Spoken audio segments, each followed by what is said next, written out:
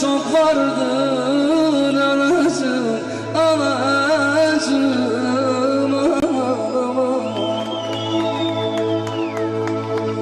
Param yokken anacığım, nerede kaldı benim dostlarım, agalarım, arkadaşlarım? Şimdi de ben yalnız kaldım, şu paranın gözü kör olsun canım anacığım.